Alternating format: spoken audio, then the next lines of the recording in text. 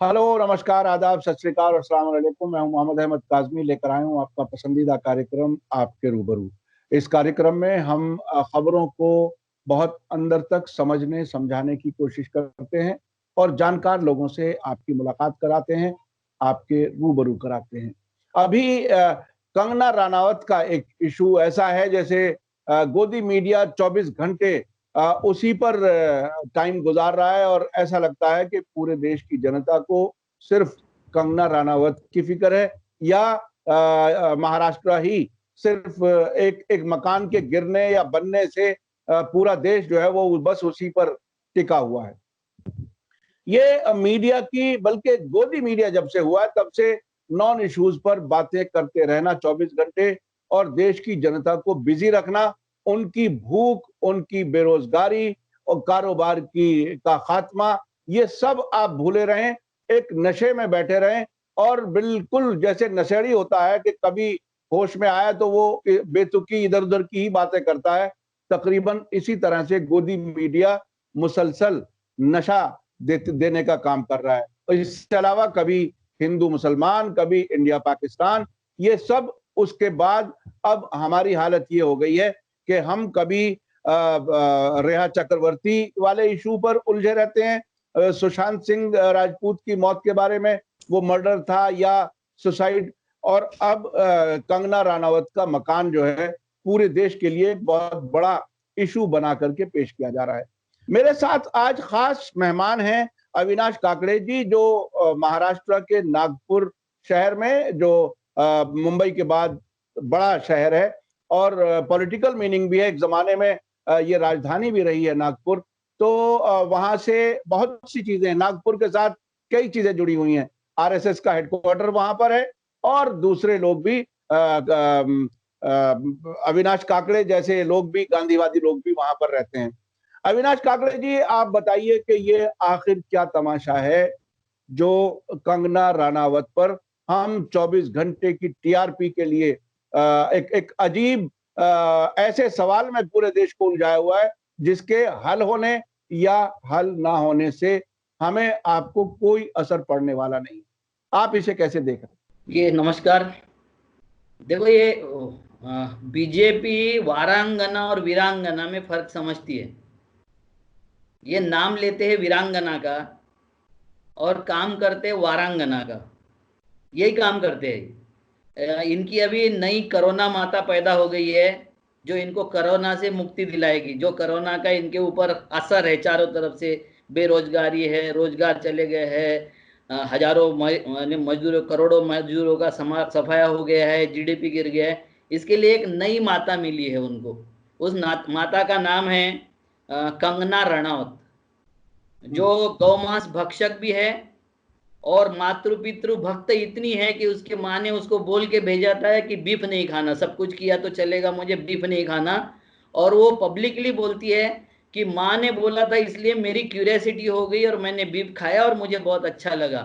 तो ये नई माता है अभी संघियों की, जो गौमांस भक्षण करती है, जो कपड़े कितने पहनती है मुझे नहीं पता। मैं जो ये करती है, प्रोस्टिट्यूशन करती है मजबूरी में, मतलब बच्चे पालने के लिए करती है, किसी को जबरदस्ती ढकेल दिया जाता है इसलिए करती है, कोई महिलाएं अपने परिवार के लिए करती है। मैं उनको सबका सम्मान करता हूं। मगर जो उर्वशी रंभा नाम की विष कन्या पैदा होती है, जो अपने ग्लैमर के लिए और अपने पैसे के लिए ये ऐसे ऐसे काम करती है, प्रोस्टिट्यूशन का काम करती है, मैं उनका सम्मान नहीं कर सकता। मैं बिल्कुल नहीं करता, क्योंकि तुम प्रोफेशनली एडॉप्ट किए हो तो तुमको चरित्र संस्कृति बताने का कोई अधिकार हमारे देश में नहीं है। ये जब फिल्म इंडस्ट्री शुरू हुई थी, इसमें महिलाएं काम नहीं करती थी क्योंकि वो काम बहुत अच्छा नहीं समझा जाता है। आज के तारीख में ये कैसी कैसी महिलाएं हैं जो झांसी की रानी में किया था, उसकी जो सीन है, एक एक सीन निकाल के अगर देख लो उसका, कंगना रनावत का, तो समझ में आ जाएगा कि ये कौन सी संस्कृति हमारे सामने प्रेजेंट कर रही है। और ऐसी महान संस्कृति की गाथा, ऐसी महान संस्कृति की वाहक ये अब कोरोना माता है बीजेपी की, जो कोरोना संकट से बीजेपी को मुक्त करने के लिए आई हुई है। जैसे जी जी जी, बताइए बताइए। जी, जैसे मैंने अभी देखा हूं कि उसके समर्थन में हमारे यहाँ की रिपब्लिकन पार्टी, जो भूसंघी पार्टी है, आदरणीय रामदास आठवले, जो कविराज कह के प्रसिद्ध है, राजनीति उनके लिए माखोल है, जो कहते हैं कि बाबा साहब के बाद मैं अकेला आदमी हूं जो केंद्रीय मंत्रिमंडल में गया। अब ये जोकर आदमी हो तुम, और जोकरों को बाबा साहब के साथ में तुलना करने को, इनको तो जगह जगह पिटाई होनी चाहिए। ऐसे लोग अभी राजनीति में सत्ता शीर्षों पर बैठे हुए, उसका ये परिणाम है। अभी वो बोलते हैं कि महाराष्ट्र परिवर्तनवादियों का है, छत्रपति शिवाजी महाराज, शाहू महाराज, फुले महाराज, बाबा साहब आम्बेडकर का है। यहाँ महिलाओं की बहुत सम्मान किया जाता है, महिलाओं को सम्मान की नजर से देखा जाता है। आपको पता होगा कि कल्याण के सूबेदार की जो बहू थी, उसको जब प्रेजेंट किया, क्योंकि उस वक्त सारे राजा महाराजाओं को महिलाएं लूट के लाते थे और प्रेजेंट करते थे, तो जिसने प्रेजेंट किया उसको महाराजा छत्रपति ने पनिशमेंट भी दिया, उस सरदार को, अपने हिंदू सरदार को पनिशमेंट दिया, और उस महिला का पूरा सम्मान पूर्वक उसको, हमारे यहाँ बोलते कि साड़ी और उसके खान और उसके जितने सम्मान हो सकता था, पूरा सम्मान के साथ उसको बोला कि माँ तुम्हारे इतना, मेरी माँ अगर सुंदर होती तो मैं भी उतना सुंदर होता। तो ये दर्जा हमारे यहाँ दिया जाता था। मगर जो ये नाम लेते छत्रपति शिवाजी महाराज का, साहू महाराज का, फुले साहब का, उस महाराष्ट्र में रास्ते पर बच्चे पैदा करती हुई महिलाएं बिहार की चली गई, रास्ते पर पैदा कर, उन्होंने सैकड़ों किलोमीटर वो छोटे बच्चों को, नवजात अभ्रक को लेकर वो हजारों किलोमीटर का सफर किया।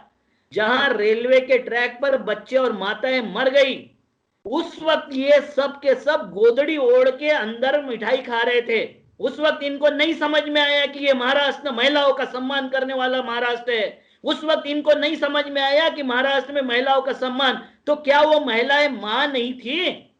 ये कंगना रनावत जो तुम्हारे को कोरोना मुक्ति के लिए देवी बन के आई है, वही एक मां बची हुई है इस देश में। भारत माता के बाद, मतलब संघियों की भारत माता के बाद पहली पसंद अगर कोई हुई होगी तो वो अभी कंगना रनावत नाम की एक माता हो गई, कोरोना माता बन के आई है। क्या रिया चक्रवर्ती ये महिला नहीं थी? रिया चक्रवर्ती को 6 महीने थ्रेटन किया, अपने 3 महीने उसको ग्रिल्ड किया, और उसके बाद में उसका कोई दोष नहीं है, उसका कोई गुनाह नहीं है। मेरे पास में इसकी एफआईआर की कॉपी है। एनसीबी के जो कुमार बाबू है, उन्होंने 23/9/2020 को एक एफआईआर लिखा है। वो एफआईआर की एक कॉपी है। वो एफआईआर में उसका कुछ ज्यादा इन्वॉल्वमेंट नहीं है, ये बताया गया है। जिस इन्वॉल्वमेंट के लिए उसको रैकेट तो छोड़िए, उसको अरेस्ट भी नहीं किया जा सकता, इतना उसका इन्वॉल्वमेंट है, उसको आपने जेल भेज दिया। और जिस कोर्ट को, मैं तो कोर्ट को भी बोलता हूं कि जिस कोर्ट ने कंगना रनावत के उसके बिल्डिंग को गिराने वालों के लिए मुंबई कॉरपोरेशन के अगेंस्ट में स्टे दे दिया, वो रिया चक्रवर्ती को जेल भेजता है। ये कौन सा कोर्ट चल रहा है? कौन सी न्यायपालिका चल रही है? कौन सा मीडिया चल रहा है? और आपको एक बात बता देता हूं, ये आप दिखा सकते हो कि 20/10/2018 को उसका घर गिराने का, वो जो फ्लैट में अनधिकृत कंस्ट्रक्शन था, उसका ऑर्डर है, जुडिशियली ऑर्डर। इसके बाद में 2018 से लेके 2 साल तक उसको बार बार बोला गया था कि ये इसको गिराना चाहिए, ये आपने इलीगल कंस्ट्रक्शन किया, ये आपका ऑफिस रेसिडेंशियल है, इसमें आप कमर्शियल एक्टिविटी नहीं कर सकते, ये सब बोल के 2 साल से चल रहा है। मैं मानता हूं कि इस वक्त नहीं, एनएमसी ने उसको, मुंबई कॉरपोरेशन ने नहीं गिराना चाहिए था, क्योंकि ये उस वक्त का टाइम था जिसका बीजेपी फायदा ले सकती थी, उस वक्त नहीं गिराना चाहिए था। मगर अफसर तो अफसर होते हैं, आपको पता है। इसमें तो कोई उद्धव जी ने नहीं बोला होगा, या उसमें किसी और ने नहीं बोला होगा कि जो आके जाके आज ही गिरा दो, ये गिरा दो। अफसर होता है कि मेरा बॉस खुश हो जाए, इसलिए जो कुछ करना चाहते वो सब करने के लिए तैयार होते हैं, और उन्होंने वो किया। उसका भुगतान महाराष्ट्र भुगतेगा क्या? अफसर को आप सस्पेंड कर दो, अफसर को कॉल कर दो, उसको जो करना है वो कर दो, मगर महाराष्ट्र को भुगतान मत बताओ। जो कंगना रनावत के लिए हिमाचल का सीएम बोलता है कि हमारे बेटी के साथ अन्याय हुआ, तो अरे तेरी बेटी को तू काम नहीं दे सका तो मुंबई में आके करोड़पति बनती है। सुशील सिंह हो, वो जो अभी फांसी लगा के मर गए, सुशांत सिंह हो या और कोई हो, यहाँ आके करोड़पति बनते उस महाराष्ट्र को, उस महाराष्ट्र को वो बोलती है कि पीओके जैसा लगता है। तो क्या पाकिस्तान ने अटैक जब किया था तो पीओके पर पाकिस्तान ने पाकिस्तान पर अटैक किया था या मुंबई पर अटैक किया था? इन बदमाशों को इतना भी नहीं समझता है कि हम क्या बोल रहे हैं, किस तरीके से बोल रहे हैं, क्योंकि इनको पद्मश्री अवार्ड से नवाजा गया है। उस सरकार ने पद्मश्री अवार्ड से नवाजा है जिनको इनका उपयोग कर लेना है। और पद्मश्री अवार्ड्स के बाद में उसके साथ में आपने क्या किया? तो जब महाराष्ट्र में बवाल शुरू हो गया तो अमित शाह नाम के एक तड़ीपार आदमी ने उसको सिक्योरिटी दे दिया, 13 लोगों की सेंट्रल गवर्नमेंट की सिक्योरिटी दे दिया। अब आप मुझे बताइए कि सिक्योरिटी देना ये स्टेट सब्जेक्ट है या सेंट्रल का सब्जेक्ट है? आप बताइए। अगर स्टेट सब्जेक्ट है तो स्टेट के सब्जेक्ट में सुपरसीड करने का केंद्र को कैसे पावर आ गया? और सारी आईएएस और आईपीएस की सर्विसेज जो होती है उस केंद्र के कंट्रोल में है। केंद्र अगर डायरेक्शन देता है यहाँ के डीजीपी को, यहाँ के सीपी को, तो क्या सुरक्षा नहीं मुहैया होती है? पॉलिटिकल कोई भी बवाल हो जाए सुरक्षा नहीं मिलती उसको? मगर नहीं, इनको हर चीज का पॉलिटिकल इश्यू बनाना है, क्योंकि इनको महाराष्ट्र सरकार बर्खास्त करना है, क्योंकि इनको शिवसेना कांग्रेस और एनसीपी के साथ कैसी चली गई, हमारी गुलाम बन के क्यों नहीं रही, इसकी जलन है। और अभी ये वो शिवसेना को हिंदुत्व सिखा रहे हैं। अरे तुम्हारी औकात क्या थी? तुम्हारा जब बचपना नहीं था, तुम पैदा नहीं हुए थे ना, उंगली पकड़ के तुमको बाला साहब ठाकरे ने घुमाया। ये बोलते बाला साहब ठाकरे बहुत अच्छे आदमी थे। उन्हीं बाला साहब ठाकरे ने मुस्लिम लीग के साथ पहला समझौता किया था कॉर्पोरेशन इलेक्शन में मुंबई में। बाला साहब ठाकरे ना कोई धर्म के प्रति कट्टर थे, ना जाति के प्रति कट्टर थे, किसी बात के लिए कट्टर नहीं थे। वो तो ऐसे आदमी थे, ऐसे पिताजी के वारिस थे जो बोलता था, क्या बोले थे उन्होंने, प्रबोधनकर ठाकरे जी ने, कि किसी ने पूछा उनको कि ब्राह्मण कम्युनिटी भी अच्छे होते, आप इतने ब्राह्मणों के विरोध में क्यों बोलते हो? चूंकि वो कायस्थ थे, तो उन्होंने बोला था कि ठीक है अच्छे हो सकते हैं, मगर गाय के गोबर में अगर फल्ली का दाना पड़ा होगा तो आप क्या उसको उठा के खाओगे या पड़ा रहने दोगे? तो मैं इतना ही समझता हूं कि अच्छा ब्राह्मण मतलब गोबर में पड़ा हुआ फल्ली का दाना। ऐसे व्यक्ति के वारिस थे बाला साहब ठाकरे। वो जाति और धर्म के माध्यम से ये नहीं करते थे, वो स्थानिक का मुद्दा उठाते थे। वो बोलते थे कि जो भूमि पर जो लोग रहते हैं उनका पहला अधिकार होना चाहिए। ये होना चाहिए कि नहीं होना चाहिए? यूपी पर यूपी वालों का अधिकार होना चाहिए, कश्मीर पर कश्मीर वालों का अधिकार होना चाहिए, दिल्ली पर दिल्ली वालों का पहला अधिकार होना चाहिए कि नहीं होना चाहिए? बाला साहब ठाकरे जब बोलते थे तो सारे लोग बवाल करते थे। आज सारी सरकारें स्थानिक लोगों को 70% रोजगार मिलना चाहिए इसलिए रेजोल्यूशन ला रही है, इसलिए सारे विधानसभाओं में ठहराव आ रहे हैं। क्यों आ रहे फिर? तो ये सब पाखंड जो चलता रहता है, उस पाखंड को तोड़ने वाला आदमी था, उनका बेटा है उद्धव ठाकरे। और वो आज तुम्हारे कांग्रेस के साथ में या एनसीपी के साथ में आ गया तो अभी हिंदू भी नहीं रहा, और उसके प्रमाण पत्र तुम बांटोगे। बोगस, ये बोगस यूनिवर्सिटी है इनकी। मैं कई बार आपको बोल दिया कि इनके पास में ना तो यूनिवर्सिटी का प्रमाण पत्र है, ना ये संविधान को मानते हैं। भारत में यूनिवर्सिटी खोलना है तो संविधान के अनुसार अनुमति लेनी पड़ेगी, संविधान के अनुसार सारे नियम कानून बनाना पड़ेगा, संविधान के अनुसार रजिस्ट्रेशन करना पड़ेगा। इन्होंने कुछ नहीं किया, तो ये खुद बोगस है। और बोगस यूनिवर्सिटी किसी को हिंदू का प्रमाण पत्र बांटती है, किसी को आतंकी का प्रमाण पत्र बांटती है, किसी को जातिवादी का प्रमाण पत्र बांटती है। तो ये बोगस यूनिवर्सिटियों को एक बार एक्सपोज करना बहुत जरूरी है पब्लिक के बीच में। अच्छा, ये अविनाश काकड़े जी, एक चीज मुझे आपसे बात करते करते याद आई कि जैसे कंगना रनावत का एक इशू बनाया है, इसी तरह से मुंबई में रिपब्लिक टीवी के अर्नब गोस्वामी हैं जो अक्सर वहां की सरकार को चैलेंज करते हैं वहीं बैठ करके। उन्हें लगता है कि शायद मैं बिल्कुल उससे भी कोई बड़ी ताकत हूं और सेंट्रल गवर्नमेंट उनके सर पे है, इसलिए जो चाहे वो करें। तो ये क्या डिस्टेबलाइज करने के लिए, महाराष्ट्र की सरकार को डिस्टेबलाइज करने के लिए इन लोगों को छोड़ा गया है, ताकि आप इश्यूज नॉन इश्यूज किसी भी तरह से उद्धव ठाकरे की सरकार को, एनसीपी कांग्रेस शिवसेना सरकार को किसी ना किसी तरह से उलझा के रखें और ऐसा कुछ करें ताकि पब्लिक को भी सरकार के खिलाफ बने। ये कंगना रनावत हो या अर्नब गोस्वामी हो या इस तरह के और लोग हों, इसको आप कैसे दें? आपका क्या कहना है? ये भाई शिवसेना का कैसा मामला है आपको पता होगा। शिवसेना के जो लोग हैं वो सोल्जर जैसे पैदा किए बाला साहब ने। वो सत्ता के लिए नहीं करते कुछ भी। वो तो सत्ता में रहे नहीं रहे उनकी एक्टिविटी अपने तरीके से चलती रहती है। और ऐसे कई शिव सैनिक है जिनको जिंदगी भर सत्ता नहीं मिली और साइकिल लेके आज भी वो प्रचार करने वाले शिव सैनिक आपको मिल जाएंगे। ये तो खैर मनाही है कि शिवसेना का सीएम पहली बार बना है और उस ठाकरे परिवार का बना है, इसलिए ये सब चोचले चल रहे, संघियों के चोचले, भाजपाइयों के चोचले। और वो जो कंगना होगी वो जो ये होगा, क्योंकि उनको पता है कि शिव सैनिक को ये बार बार प्रयास क्या कर रहे हैं, शिव सैनिक को वायलेंट बनाना और फिर लॉ एंड प्रोवोक कर ऑर्डर रहे हैं, की प्रोवोक प्रॉब्लम। कर रहे हैं, हाँ, उकसाने की कोशिश कर रहे हैं। उकसाने की कोशिश कर रहे हैं और फिर लॉ एंड ऑर्डर की प्रॉब्लम करके सरकार को बर्खास्त करना, ये शिव सैनिक समझ रहा है। ऊपर से उनको मैसेज आ रहे हैं। अदरवाइज इनकी तो ईंट से ईंट बजा देते थे वो, इनको तो खड़ा नहीं रखने देते थे। और गनीमत समझो, अगर सीएम पद से हटा दिया तो बीजेपी की कबर वही लड़के खोद देंगे जिन लड़कों ने बीजेपी को गांव गांव पहुंचा दिया। ये जो है ना कड़ी खाऊ हमारे यहाँ के संगी, ये लड़ नहीं सकते। ये खाली वो जो बोलते हैं ना उसको, कलम कसाई है, कलम कसाई, खाली यानी किताबों की और इसकी बातें करेंगे। बाकी इनके पास में कोई नहीं है। हिंदुत्व की बात करके जो बहुजन समाज के लोगों को, लड़कों को बरगलाते ना, वो भी लड़के अभी समझ गए हैं, समझ रहे हैं धीरे धीरे कि यहाँ अपने लिए कुछ जगह नहीं है, यहाँ अपने लिए ऐसा कोई स्थान नहीं है, ये अपने सारा विरोध में है।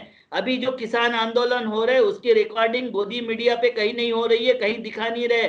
किसानों के सर फोड़ दिए, वो डिमांड करने आते, किसानों के सर फोड़े जाते।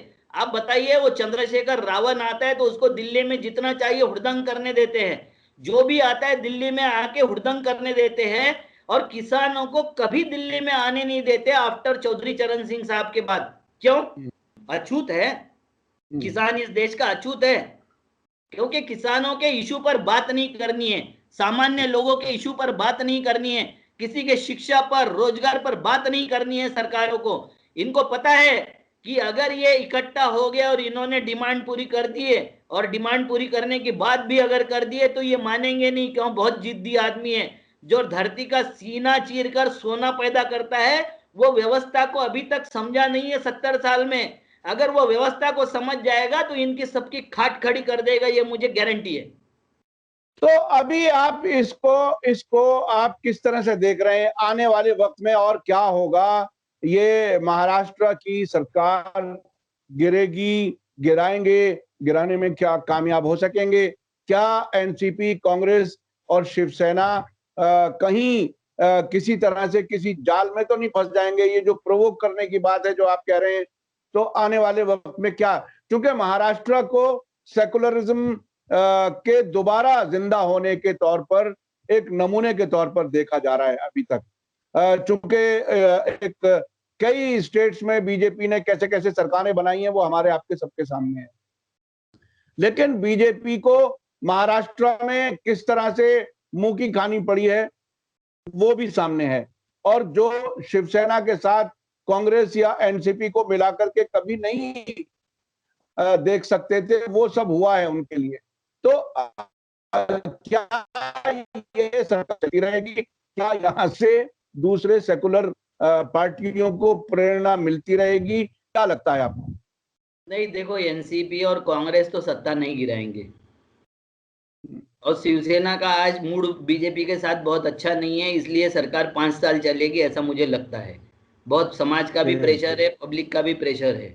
वो इसलिए मुझे लगता है कि शिवसेना को जितना जितना छेड़ेंगे, शिवसेना बहुत गजब का मामला है, पहले ही बता दिया आपको। अगर छिड़ गए वो तो फिर वो किसी की बाप की भी नहीं मानते, इस तरीके के वो वहाँ का ये है, डिसिप्लिन है, उनका तरीका है काम करने का। और कांग्रेस हो या एनसीपी, इनको तो बोनस मिला हुआ है।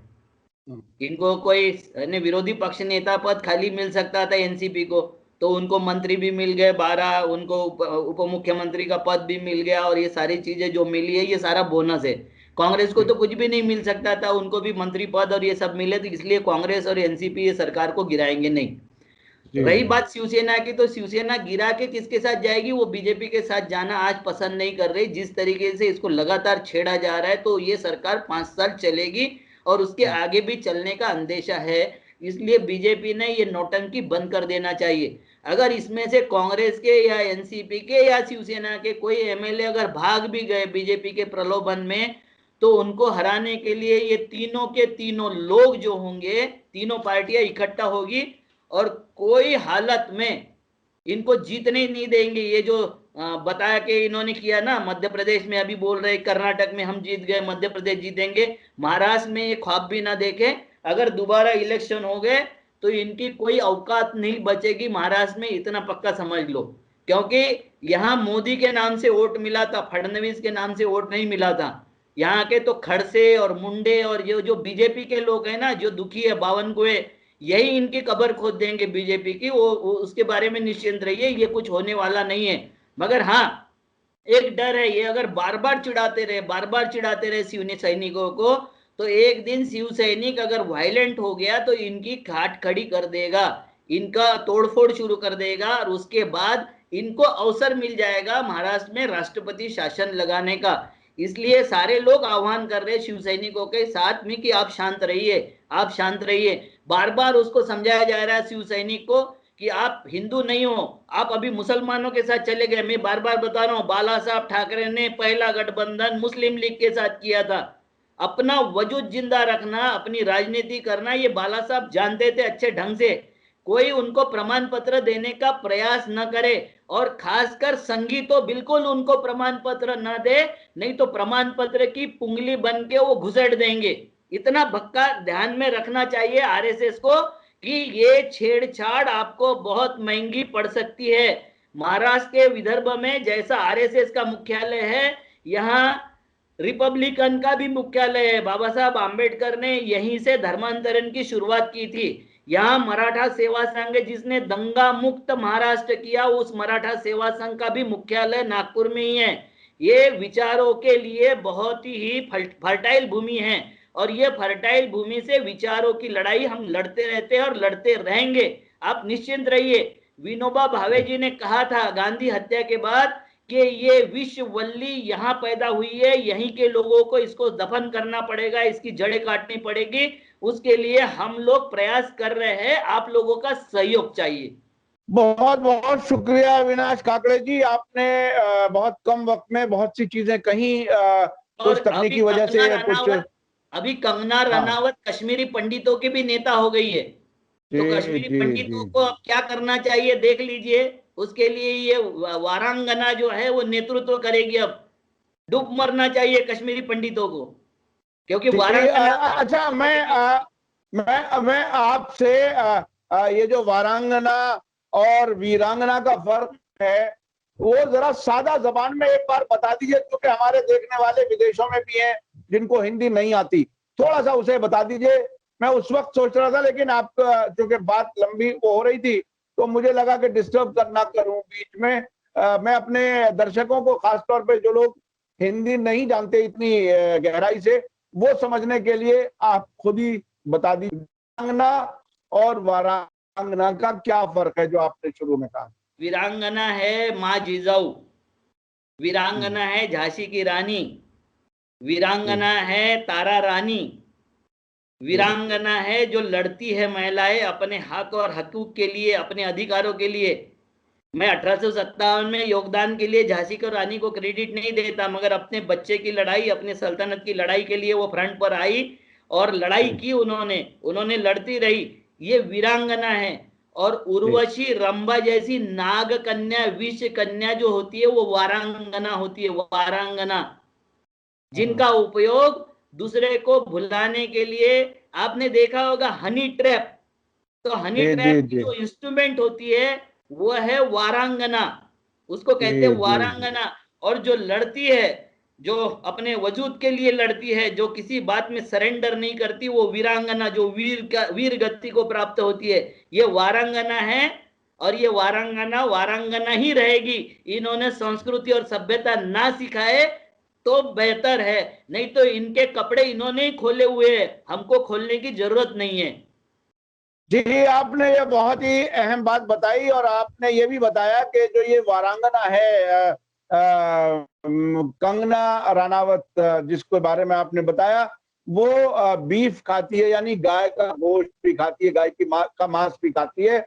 और ये आरएसएस के लिए आजकल बहुत ही पसंद की एक तरह से करोना माता है, महिला नजर आ रही है। और जी, संघ वाले लोग जो करोना हैं माता है, करोना माता। उन्हें ये कोरोना माता के तौर पर उभर के सामने आई है।